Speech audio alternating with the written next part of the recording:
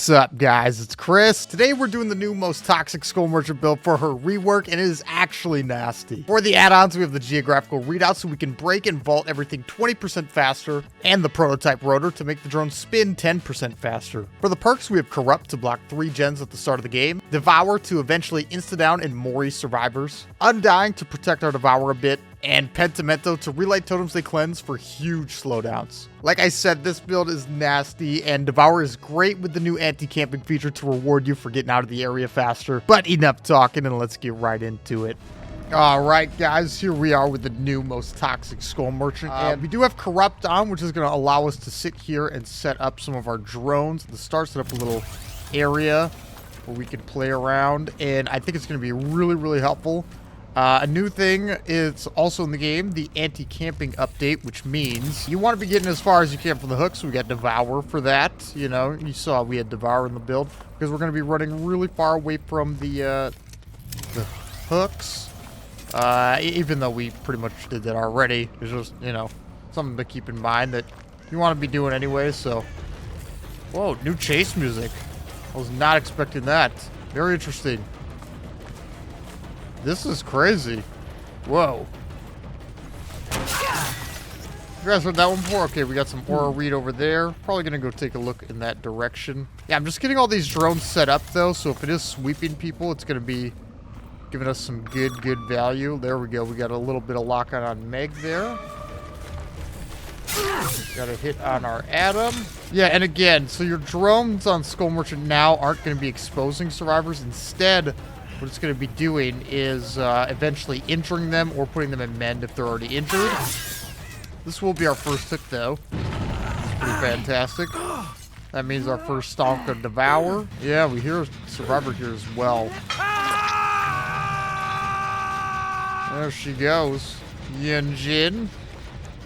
As long as we can get out of range here, I'll be feeling real good about our spot. Okay, she's going to be leaving that area. Looks like you could actually overlap the drones as well. I'm going to pull this one back. There we go. It's right-click now to recall and left-click to change the rotation. Something to keep in mind. The Meg is in mend. So she's getting locked down pretty easily, it looks like. Come on, buddy. Yeah, we might not be getting any... Oh, Killer Instinct. Might not be getting any of our, what's it called? Devour value this game. Because totem spawns on Auto Haven are pretty terrible, just wide out in the open. But again, not like a big concern at all. Look at these huge sweeping areas. So yeah, if those are hitting anybody, they're going to be getting injured. And getting that lock-on built up. This girl is in mend, which means it'll be a little bit harder to see than normal. You guys know. You guys have played in mend against, like, Legion Deathslinger. The screen can actually get pretty dark. It's not like a big thing, but it is still a thing. Get you tossed up there, Meghead. Adam is also getting some lock-on built up. I don't see anybody here. We're just going to get out of the area. There's stack number 2. Very happy about that. I haven't even seen the Kate yet. Oh yeah, we did at the start, kind of. There she goes. Yeah, for some reason at the start I thought that was a Nancy. I'm not even gonna lie. Wish we could have started building up lock-on right away there. If we can get this unhook happening on, what's her name? Yeah, look at me. There we go. We got the Devour now. It took a long time, but we did get it. There you go, buddy. I'm going to hook her right here and then go check on that totem myself, because that should be about 24 meters. Yeah, looking good. The sweeping definitely would tell me, too, if somebody was, like, right nearby, which is excellent.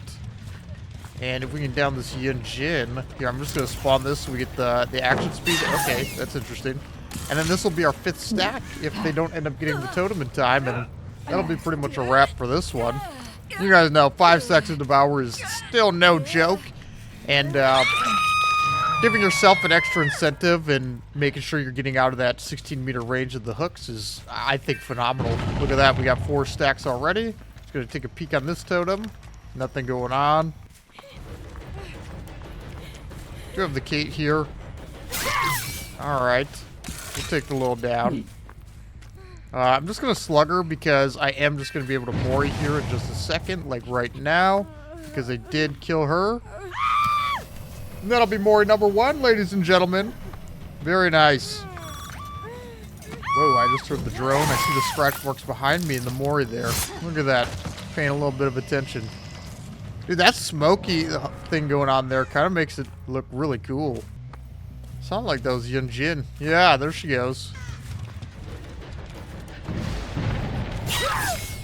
They got my Pentimento, not the Devourer, so Yunjin is very, very dead still.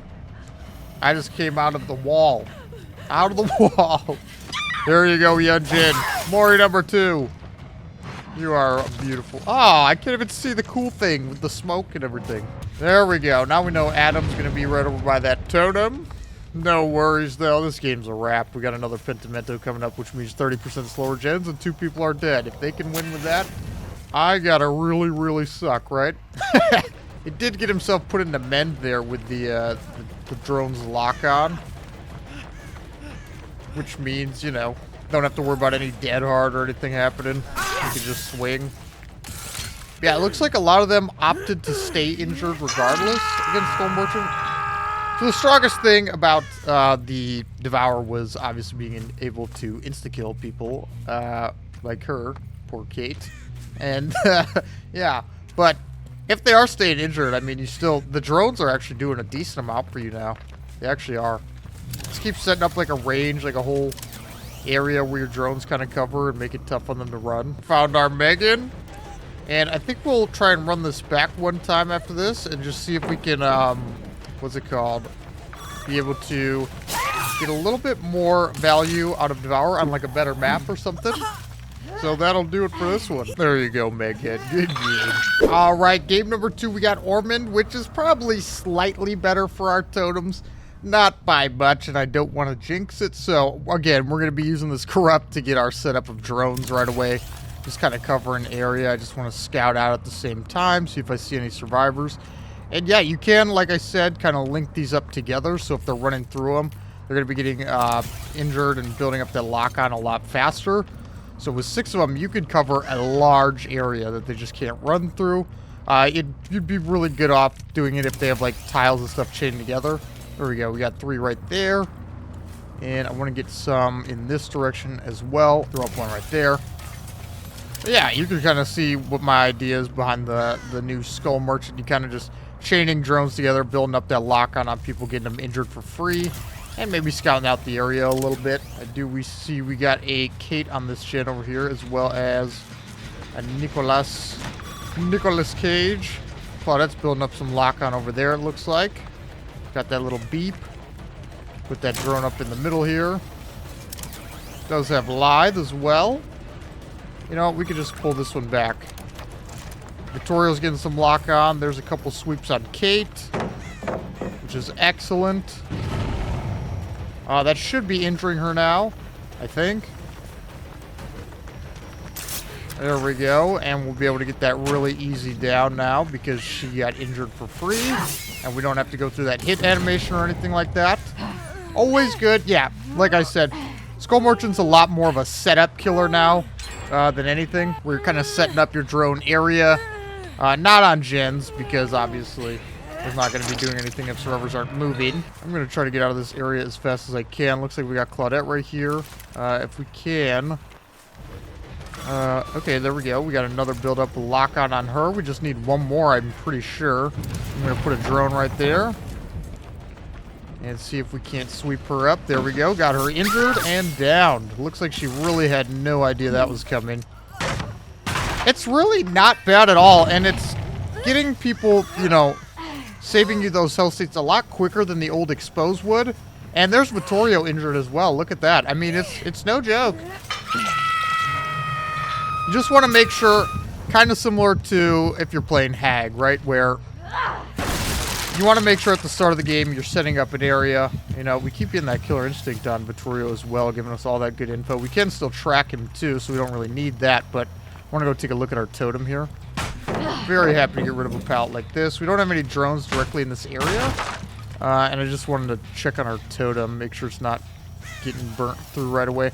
I'm going to get this Pentimento lit up, though, which is 30% gen slowdown, because I did get my Undying.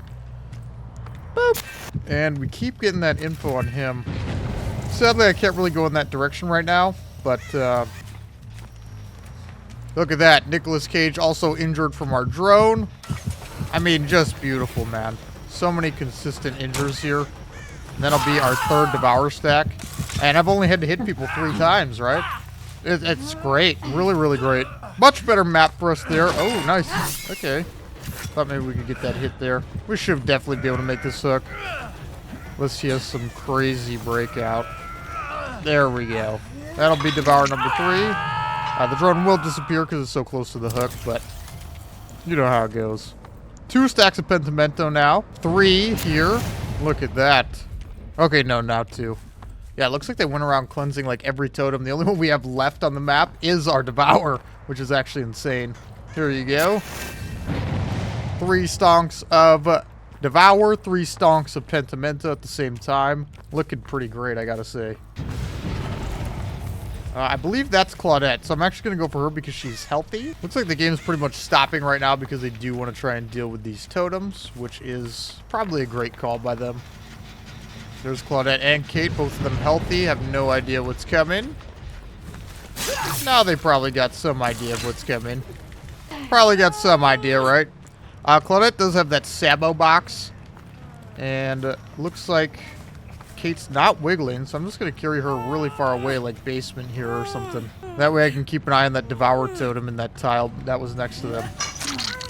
There you go, buddy. Still really, really good drone sweeping the area here. I'm actually going to change its rotation.